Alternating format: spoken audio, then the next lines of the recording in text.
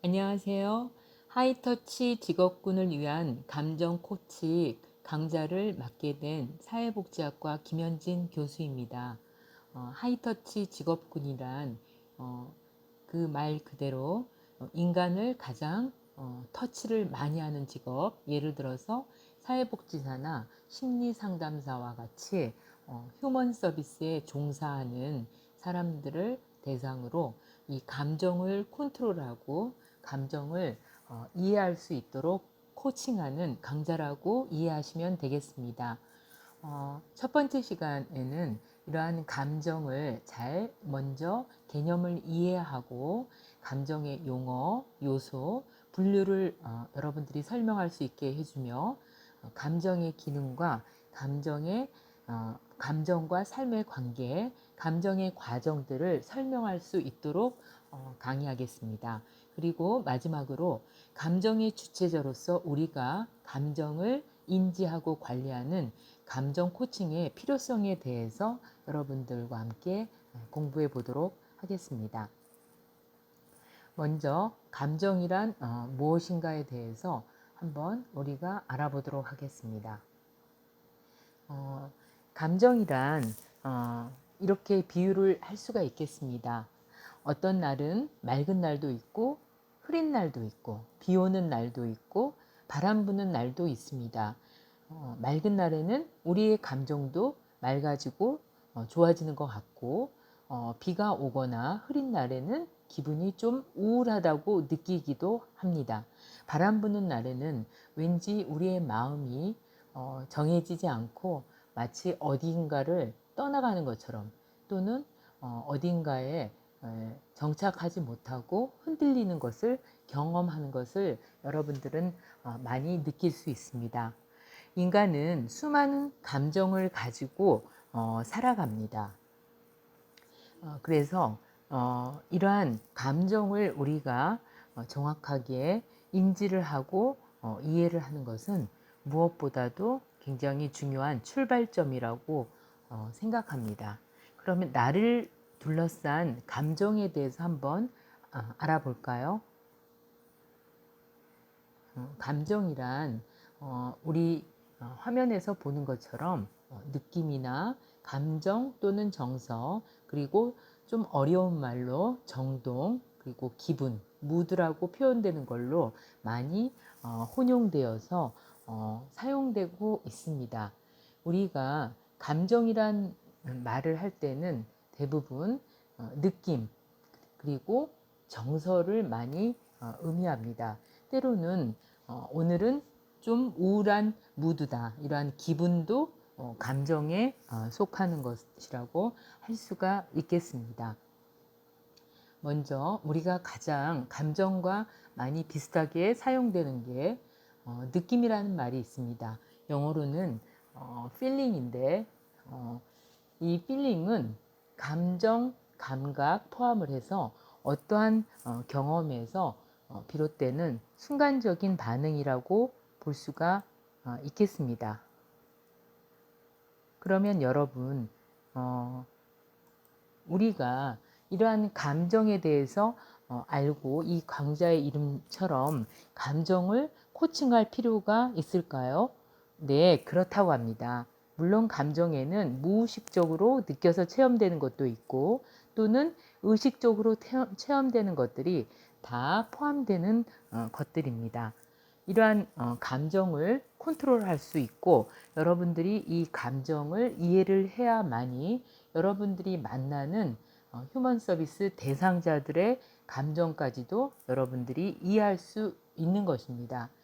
다시 말하자면 자기 자신의 감정을 분석할 수 있고 이해할 수 있고 분류할 수 있다면 여러분들이 만나는 클라이언트들의 감정 또한 여러분들이 이해할 수 있고 또한 문제 해결에 도움을 주기 때문에 여러분들은 감정 코칭에 대해서 무엇보다도 정확한 이해가 필요하다고 생각합니다. 그래서 이러한 감정에 있어서 대부분 여러분들은 두리뭉실하게 느낌이나 정서나 또는 기분이라고 표현을 하고 있는 것입니다. 그러면 느낌을 아까 먼저 설명을 했는데 느낌이란 감정과 감각 포함해서 여러 가지 경험에서 비롯되는 순간적인 반응을 이야기합니다. 그래서 이러한 나는 오늘은 굉장히 기분이 좋아. 이런 것들이 느낌으로 표현되는 감정이라고 볼 수가 있겠습니다. 그리고 감정 정서는 이모션인데 오늘은 내가 슬퍼서 눈물이 날 것 같아. 외부 자극에 대한 단기적 인지적 반응이라고 볼 수가 있겠습니다. 그리고 정동은 조금 학구적인 용어인데 객관적으로 드러난 감정들을 의미하는 것입니다. 그리고 기분은 여러분들이 많이 쓰고 있는데 특별한 외부의 자극이 없이도 장기간 지속되는 경향성을 우리가 특별히 기분이라는 말로 표현을 하고 있습니다.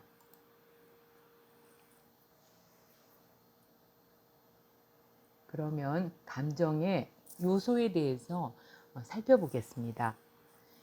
감정의 요소는 첫 번째 정서적 체험, 두 번째 생리적 반응, 그리고 행동 준비성으로 나누어 여러분들이 알아볼 수 있겠습니다. 정서적 체험이란 유쾌함, 불쾌함, 좋음 또는 싫음을 포함하는 주관적인 체험이라고 볼 수가 있겠습니다. 일반적으로 감정이라고 하는 것은 그 사람 개인이 추구하는 것들에서 느껴지는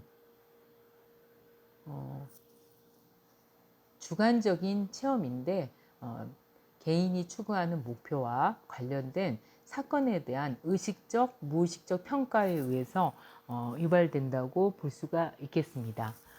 그래서 어떤 똑같은 상황이라도 사람마다 느끼는 게 다를 수가 있고 또 강도도 다를 수 있다고 보겠습니다. 두 번째, 생리적인 반응으로 나누어서 살펴볼 수 있습니다. 감정이라는 것은 생리적인 반응을 수반하는데 예를 들어서 내 몸에 변화를 가져오게 됩니다. 슬프면 눈물이 나고 화가 나게 되면 이마를 찡그리거나 얼굴 표정이 화가 났다는 것을 표현하게 됩니다. 그래서 특정 감정은 그에 상응하는 자율신경계의 생리적인 반응을 동반하게 됩니다.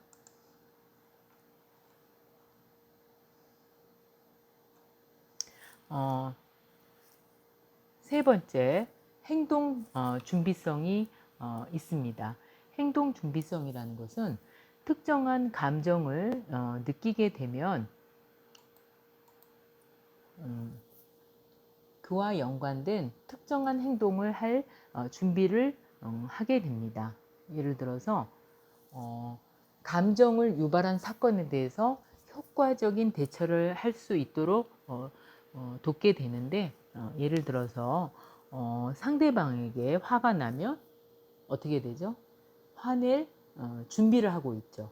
그것이 화내는 느낌을 가지고 특정한 행동을 하게 됩니다. 그래서 위험한 상황이 되었을 때 이것을 싸워서 극복하고 나갈 것인가 아니면 피할 것이냐라고 하는 것을 그 순간 결정하게 되고 그런 면에서 이러한 것들은 환경에 효과적인 대처를 하도록 도와주는 아주 중요하고 적응적인 기능이라고 볼 수가 있겠습니다. 그래서 감정이라고 하는 것은 주관적인 체험, 생리적인 반응, 그리고 어떠한 행동에 대한 준비성, 이것을 감정의 요소라고 설명을 하게 되는 것입니다. 그러면 다음에서는 감정에 대해서 한번 분류를 해 보겠습니다. 감정은 크게 기본 정서와 복합 정서로 나누어서 볼 수가 있겠습니다. 감정에 대해서 인류가 보편적으로 어떤 문화나 개인을 막론하고 이러한 기본적인 정서가 나타나는 감정들이 있습니다. 그래서 이러한 공통적으로 나타나는 원형적인 감정을 기본 정서라고 하는데, 그 구분 기준을 보자면 인류에게 보편적이고 생존에 유용하면서도 생애 초기에 나타나고 얼굴 표정으로 구분이 가능하게 되며 생리적인 반응, 운다든지 웃는다든지 이러한 생리적인 반응 같은 것이 있는데, 이것은 어떠한 문화권이나 어떠한 나라 관계없이 모든 사람이 가지는 기본 정서라고 볼 수가 있겠습니다. 이러한 기본 정서들이 조합을 해서 파생되는 감정들을 복합 정서라고 하는데, 이러한 복합 정서는 결합이라고 볼 수가 있겠습니다. 영어에서 감정을 나타내는 단어들이 한 2,000여 개 된다고 합니다. 그것을 우리말로 번역해 보면, 우리말은 더 많다고 하는데 약 2,600여 개 정도가 된다고 합니다. 에크만이 분류한 기본 정서에 대해서 살펴보겠습니다. 에크만은 얼굴 표정을 기준으로 6가지 기본 감정을 제안하고 있습니다. 공포, 놀람, 분노, 혐오, 슬픔, 그리고 기쁨. 대체로 앞에 것들은 거의 부정적인 감정들이고, 마지막에 기쁨 또는 행복은 긍정적인 정서라는 것을 알 수가 있겠습니다. 여러분이 아마 인사이드 아웃이라는 영화를 보셨다면 거기에 5가지 감정이 나옵니다. 혐오라든지 슬픔, 조이, 기쁨, 그리고 분노. 이러한 또 이외에 공포라는 것이 나옵니다. 아마도 이러한 기본적인 정서를 뽑아서 그것을 영화로 만든 것 같습니다. 이러한 8가지 기본 정서, 공포, 분노, 기쁨, 슬픔, 수용, 혐오, 기대, 놀람, 이러한 것들을 하나씩 섞은다면, 예를 들어서 기쁨과 수용을 더한다면 사랑이라는 복합 정서가 나오게 되고, 공포라는 감정에 수용이라는 기본 정서를 하게 되면 복종이라는 굉장히 자기 자신을 지키기 위한 형태로 복종이라는 복합 정서가 표현되는 것입니다. 이외에도 바브라 프레드릭슨은 10가지 긍정 정서에 대해서 이야기를 하고 있습니다. 대학생부터 중년 이상의 근로자들을 포함한 수백 명의 일상의 정서적 경험을 조사한 결과 기쁨, 감사, 평온, 흥미, 자부심, 희망, 재미, 영감, 경의, 사랑이라는 것으로 이 긍정 정서를 분류를 하고 있습니다. 이러한 자부심이라든지 흥미라든지 기쁨이라든지 이러한 것들은 특별히 바바라 프레드릭스는 이렇게 특별히 이러한 우리가 느끼는 자부심도 긍정 정서, 이 자부심도 복합 정서에 속하겠죠. 이러한 자부심이라든지 그 다음에 이러한 긍정 정서를 표현하는 단어들은 상당히 적습니다. 그럼 뭘까? 그때 관심을 가졌던 것 같습니다. 보통 우리가 감정을 이야기할 때는 보다 부정적인 표현을 많이 쓰고 있는데, 바바라 프레드릭슨이 조사를 해봤더니 집중적으로 나타나는 위에서 말한 10가지 기본 정서들을 살펴보았는데, 예를 들어서 여러분이 아마 예능 프로그램을 본다면 굉장히 재미가 있고 이렇게 편안하게 웃고 즐길 수가 있고 스트레스를 줄일 수가 있고, 이런 것들은 보면은 프레드릭슨의 긍정 정서 중에 재미가 있겠죠. 재미라는 긍정 정서가 있겠죠. 그래서 또 이러한 재미나 흥미와 같은 감정은 우리에게 상황을 탐색하고 새로운 것에 도전하게 해줍니다. 감사, 고마워하고 평온, 항상 평온한 상태를 유지하고 세상에 대한 경이감, 아주 아기 때는 모든 것들에 대해서 경이롭습니다. 그런데 점점 나이가 들수록 그러한 사소한 것에도 경이롭게 반응하는 아이들에 비해서 우리는 그거 아주 대수롭지 않게 지나갑니다. 그런데 경이라는 감정 또는 영감이라고 하는 것들은 자기 초월적인 그리고 확대된 정서라고 합니다. 뭔가 옳은 일을 했습니다. 그러면 굉장히 성취감을 느끼거나 아우 성취했어, 나는 해냈어, 이러한 정서, 감정을 느끼게 되겠죠. 이런 긍정적인 상황에서 느끼는 정서들인데, 희망이라고 하는 것은 상황이 굉장히 안 좋을 때 그럼에도 불구하고 뭔가 가능성이 있을 거야, 좋아질 거야 하는 감정들이라고 볼 수가 있죠. 여러분들은 어떨 때 이러한 10가지 긍정 정서들을 경험하십니까? 또는 어떻게 경험하려고 노력을 하고 있는지 한번 생각해 보시는 것도 좋을 것 같습니다. 다음에서는 정리 퀴즈를 우리가 한번 복습하는 의미로 살펴보겠습니다. 다음 중 감정의 요소에 포함되지 않는 것은 1. 특정한 행동을 할 준비를 하게 하는 행동 준비성. 2. 유쾌함, 불쾌함 등을 표현하는 정서적인 체험. 3. 감정을 유발하는 외부 자극에 대한 행동 표현. 4. 자율신경계의 생리적인 반응. 정답은 감정을 유발하는 외부 자극에 대한 행동 표현이라고 볼 수가 있겠죠. 여러분들이 꼭 기억해야 할 키워드는 감정이란 무엇인가에 대해서 스스로 한번 정리를 한번 해보시기 바랍니다. 다음에서는 감정의 기능에 대해서 한번 알아보도록 하겠습니다. 그러면 감정의 기능은 우리의 삶에 어떻게 작용하는지를 또 알아보는 일도 될 수가 있겠습니다. 먼저 이러한 감정은 삶을 유지하고 영위할 수 있도록 해주는 내적 신호가 됩니다. 그래서 이러한 감정을 건강하게 표현하는 것이 굉장히 중요하다고 보는 것입니다. 두 번째, 감정의 1차적 기능은 생물학적인 본성을 우리가 살아가는 세계와 연관을 시키는 것입니다.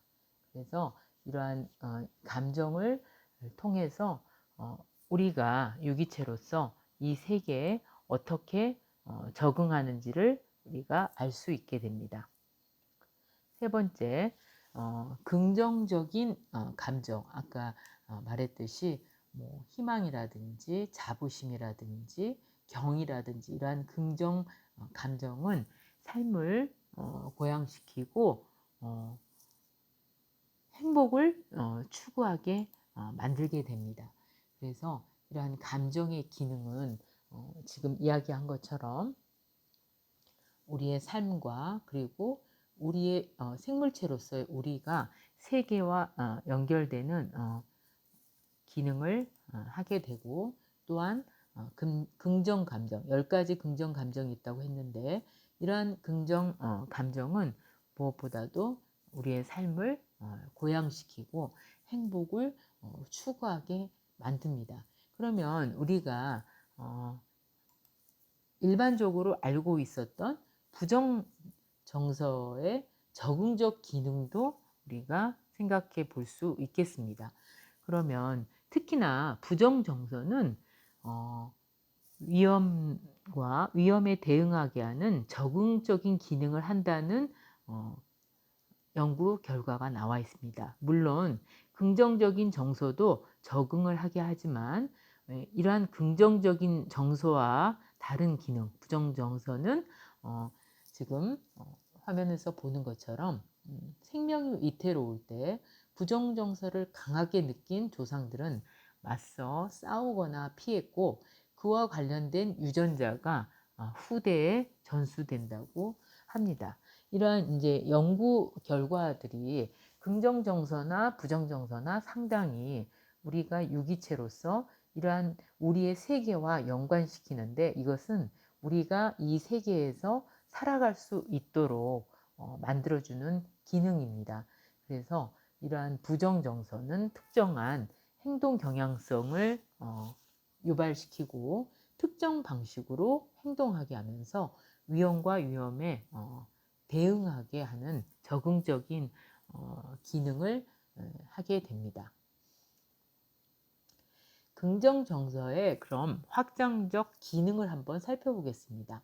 긍정 정서는 안전의 신호로서 대처 역량을 확장하고 증대시킵니다.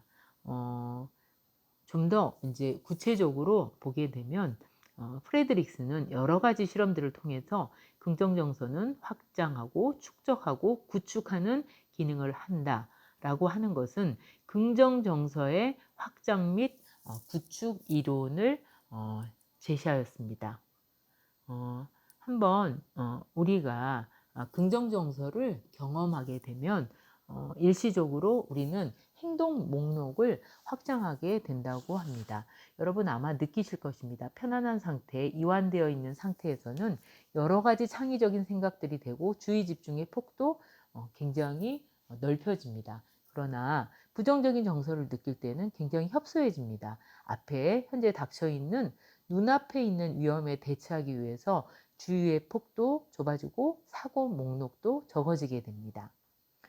그런데 긍정적인 정서 상태에 있을 때는 편안한 상태, 이완된 상태, 혹은 행복한 상태 그런 조건을 주고 사람들을 실험해 보면 사고나 행동 목록이 확장되고 주의의 폭도 넓어지고 굉장히 창의적이라고 되는 결과들이 실험 결과들이 있습니다.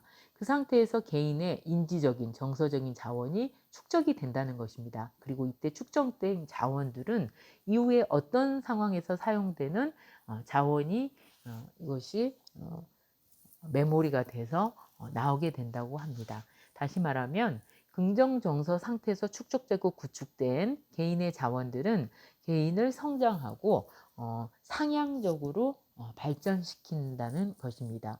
그래서 어떤 미래 부정적인 정서가 현재 상황에 집중하겠다면 긍정적인 정서는 미래의 어떤 상황에 대처할 수 있는 자원을 축적하게 된다고 하는 것입니다. 좀 더 효과적인 의사결정을 한다든지 창의적이 된다든지 하는 긍정적인 결과를 경험하게 됩니다. 그렇게 되면 어떤가요? 이러한 이런 긍정적인 정석을 경험하게 되면 무엇보다도 요용한 정보로서 다시 또 사고 목록이나 행동 목록이 확장되는 선순환적인 성장이 일어납니다.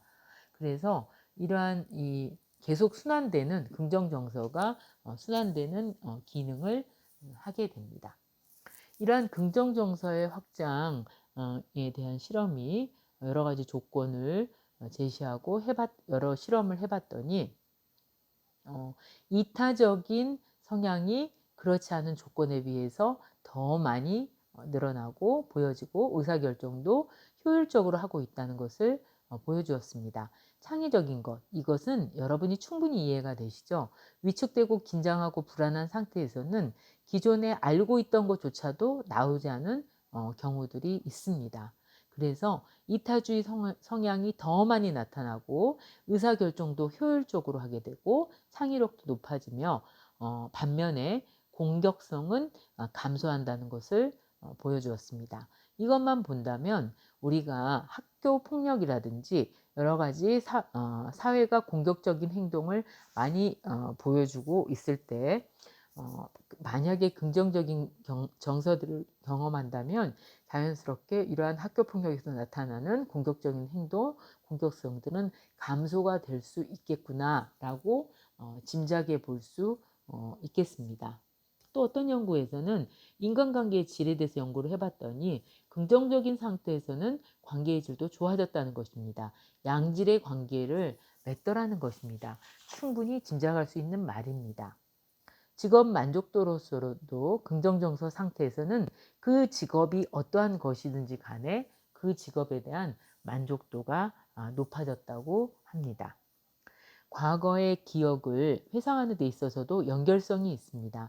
긍정적인 정서 상태에서는 긍정적이었던 과거의 기억들을 더 많이 회상했고, 부정적인 기억의 회상은 억제가 된다는 것입니다.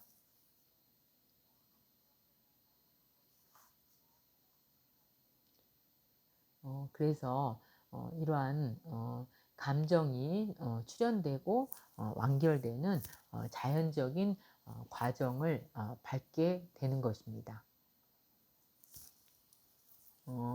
여기에서 쓰지는 않았지만 부정정서와 긍정정서는 같은 것이 아니라고 했지만, 긍정정서는 부정정서가 유발한 부정적인 조건들을 해독하는 기능도 한다고 연구 결과가 나와 있습니다. 두 번째, 과정으로서의 이 감정은 무엇인가에 대해서 한번 살펴보겠습니다. 과정으로서의 감정은 처음에 출현을 하고 감정을 자각하게 되고 보유를 하게 되면서 표현 행위를 통해서 완결되는 것입니다. 그래서 감정의 자연적인 흐름이 상습적으로 방해를 받으면 나쁜 감정 상태에 만성적으로 사로잡히거나 역기능적인 고통을 경험하게 됩니다. 그래서 우리가 이러한 감정에 대해서 여러분 감정은 어떻습니까? 여러분 지금 기분이 어떠세요? 지금 어떤 느낌이세요? 다시 한번 묻는다면 우리가 시작했을 때의 감정하고 지금의 감정이 같을까요? 같을 수도 있겠지만 아까는 굉장히 피곤했는데 지쳐 있었고 짜증도 났었는데 이 강의를 듣다 보니까 호기심도 생기고 좀 더 기분이 더 나아졌을 수도 있고, 또는 처음에 시작했을 때는 굉장히 호기심 많게 즐겁게 시작했는데 하다 보니까 피곤해질 수도 있고, 뭔가 감정이 변화가 있다는 것을 느낄 수 있을 것입니다. 감정이라고 하는 것은 멈춰 서 있는 게 아니라 출현하고 그 다음에 완결되는 과정이 있습니다. 그래서 그 과정은 굉장히 자연스럽습니다. 그래서 어떤 감정이 나타나고 그 감정을 단기간에 지속되다가 시간이 지나면 자연스럽게 사라지거나, 또 그것을 어떻게 표현하거나 어떻게 어떠한 방식으로 해소해서 완결되는가, 이러한 과정을 담는다고 했습니다. 감정의 과정이라고 하는 것이 지금 이야기했던 것처럼 한번 한번 살펴보겠습니다. 자, 저는 지금 강의를 시작하는 초반에 비해서 조금 긴장되기도 합니다. 그러면 여러분들은 약간 긴장을 하고 있구나 라는 것을 자각하고, 그것에 대해서 제가 여러분에게 제가 첫 번째 강의를 하게 되니까 약간 긴장이 되었습니다 라고 여러분에게 표현을 했습니다. 그리고 내 감정에 대해서 인식을 하고 그것을 표현했고, 긴장감이라고 하는 것으로 완결되는 겁니다. 그래서 감정은 굉장히 자연스러운 과정이 되는 것입니다. 이러한 과정에 어느 시점에서 차단이 되거나 하면 문제가 생기겠죠. 그래서 이러한 감정의 자연적인 흐름이 상습적으로 방해를 받으면 나쁜 감정 상태에 만성적으로 사로잡히거나 역기능적인 상황이 되는 것입니다. 처음에 이야기했듯이 감정이라는 것이 자연스러운 좋은 감정, 나쁜 감정, 사실 좋은 감정, 나쁜 감정 같은 것이 있는 것은 아닙니다. 아까 앞에서 이야기했듯이 긍정 정서도 있고 부정 정서도 있습니다.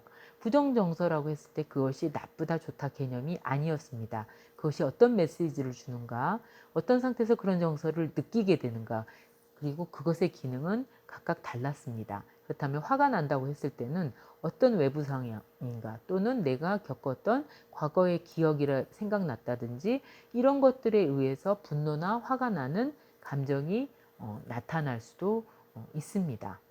그래서 보통은 화가 나면 그 감정에 대해서 화라는 감정을 느끼는 것은 좋지 않아, 분노라고 하는 것을 느끼는 것은 좋지 않아, 이렇게 감정 자체를 부정하거나 억압하는 경우가 있습니다. 그러면 출현 단계에서 벌써 차단이 되겠죠. 그런 경험이 자주 쌓이다 보면 그런 감정에 대해서 내 안에서 일어나는 자연스러운 감정의 출현마저도 자각을 하지 못하게 됩니다. 그래서 분노라는 감정을 예로 들었으니 실제로 그런 감정을 느끼게 되면 생리적인 반응이 동반된다고 했습니다. 얼굴이 붉어진다든지 온몸이 떨린다든지 심장이 뛴다든지 하는, 그래서 공격적인 행동을 하게 되는 동기를 갖게 하는 요소들이 있습니다. 그런 감정 자체를 자각하지 못하게 될 수도 있습니다. 차단이 되면 이렇게 되거나, 아니면 분노 감정은 자각했지만 이것을 사회적으로 적절하게 표현해서 완결하는 방법을 알지 못한다면 또 이것을 억압하거나 차단할 수밖에 없겠죠. 이렇게 여러 가지로 단계마다 어떠한 과정에서 차단이 일어나고 그것이 만성화 될까요? 우리는 고통스럽습니다. 나쁜 감정 상태에 만성적으로 사로잡히게 됩니다. 이런 것들이 자연스러운 과정을 통해서 해결돼야 되는데, 이렇게 되면 만성적으로 사로잡히거나 역기능적 고통을 경험하게 되면 감정의 장애, 정서의 장애로 이어지게 됩니다. 그래서 감정은 우리가 감정 코칭이 이제 필요하겠죠. 먼저 자신의 감정에 대해서 자각을 하고 이해를 하고 수용하고 적절하게 조절하고 관리하는 것. 그렇게 해서 사고 과정이나 혹은 삶의 활용을 하는 것입니다. 이러한 과정이 필요할 것입니다. 그렇게 하려면 우리가 우리의 감정, 나의 감정을 신뢰할 수 있어야 되는 것입니다. 나의 감정을 어떠한 메시지로, 신호로 사용해서 적응적으로 살기 위해서는 자신의 감정에 대해서 알아야 될 것입니다.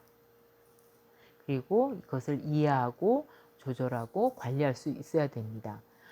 우리는 감정은 사고 과정을 인도하고 관리하며 이성이 부족한 점을 보완한다라고 했습니다. 앞서서 감정, 사고, 행동이라고 하는 것들이 관련이 있다고 설명을 했습니다.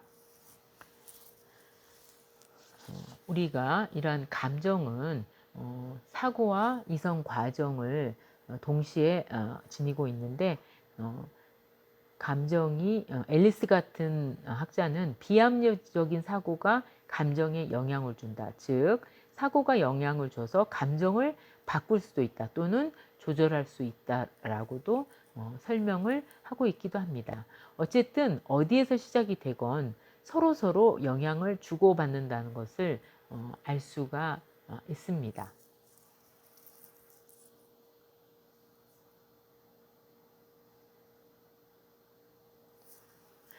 많이 들어보셨을 것입니다. 정서지능이라고 하는 걸 들어보셨죠? 골만이라고 하는 분은 자신과 타인의 감정, 나와 다른 사람들의 감정을 인식하고 자각하고 그것을 조절하는 능력이라고 정서지능을 정의하고 있습니다. 그리고 사로비는 감정을 추론하고 감정을 활용해서 사고를 증진시키는 능력이라고 이야기했습니다. 이러한 능력은 그 안에 감정이 무엇인지 정확히 인식을 하는 것입니다. 아까 감정의 과정에서 자각하는 과정이 있었습니다. 내가 지금 어떤 상태인지, 나의 정서 상태가 어떤 상태인지 한번 우리가 한번 이미지를 그려서 생각을 해봅시다. 예를 들어서 기분이 좋고 이완된 상태인지, 화난 상태인지, 짜증난 상태인지, 실망한 상태인지, 좌절한지, 이런 다양한 감정들이 있는데 내가 지금 어떠한 감정인지를 정확하게 인식하는 것이 필요하겠죠. 그리고 그것을 사고 과정에 도움이 되도록 감정을 활용하는 것입니다. 우리가 긍정적인 정서 상태에서는 조망이 넓어지고 창의적이 된다고 했습니다. 그렇다면 우리가 부정적이다, 내가 지금 우울하다, 화가 나 있다, 피곤하다, 짜증이 난다, 이렇다면 그 상황에서 의사결정을 한다면 부정적인 감정에 영향을 받을 것입니다. 조망은 축소되고 의사결정도 효율적이기보다는 좁은 조망 안에서 결정을 내릴 수가 있습니다. 그리고 낙관적인 사고보다는 비관적인 사고에 휘말릴 수도 있습니다. 만약 그런 감정에 대한 지식을 갖고 있다면 의사결정을 하거나 창의적인 직업을 해야 된다면 우선 나의 감정 상태가 부정적일 때보다는 긍정적인 상태에서 그런 행동을 할 것입니다.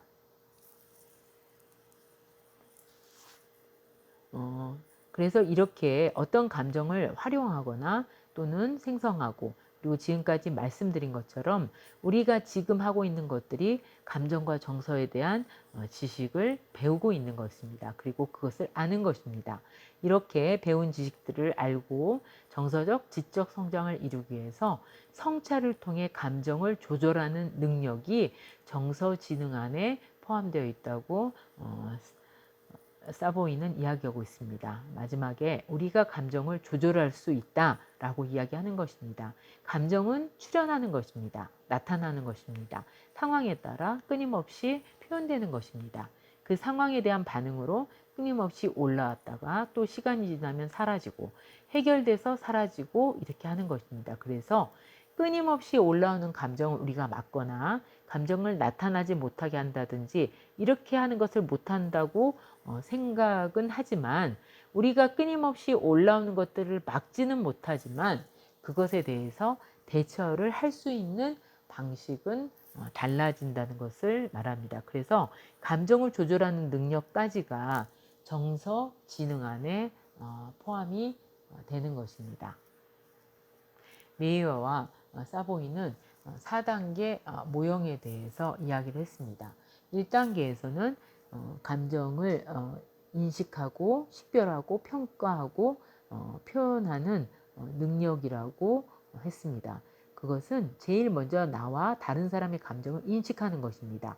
내가 지금 어떠한 감정 상태인지를 아는 것뿐만 아니라 다른 사람의 감정도 인식할 수 있어야 되는데 다른 사람의 감정은 어떻게 알게 됩니까? 객관적으로 드러나는 그 사람의 생리적인 반응이라든지 행동이라든지 얼굴 표정이라든지 태도라는 건지 이런 것들을 통해서 우리는 감정을 추론할 수 있습니다. 그것을 좀 더 정확하게 식별하고 평가하고 추론할 수 있다면 정서지능이 높아질 것입니다. 그래서 첫 번째 단계는 자신과 타인의 감정을 인식하고 식별하고 평가하고 표현하는 것입니다. 두 번째 단계는 이러한 능력을 기반으로 이 능력을 사용하는 것입니다. 사고 과정을 원활하게 할 수 있는데 이 원활하게 하는데 이 능력을 사용하는 것입니다. 그래서 긍정적인 관점을 넓힌다든지 아니면 부정적인 사고 과정에 빠져 있었던 것을 좀 더 긍정적인 방향으로 바꾼다든지 또는 관점을 다르게 생각해 본다든지 이렇게 감정을 활용할 수 있다는 것입니다. 3단계에서는 감정을 이해하고 그 의미를 깨닫는 능력입니다. 이 3단계에 있어서는 아까 처음에 감정이라고 하는 것은 뇌의 인지 과정을 거쳐서 그 상황에 대한 해석을 합니다. 물론 사고 과정을 충분히 거쳐서 이 상황은 어떠한 것이구나 말로 이해를 해서 풀어서 가는 것은 아니지만 즉각적으로 그 상황에 대해서 해석을 하고 거기에 대해서 반응을 하게 된다는 것입니다.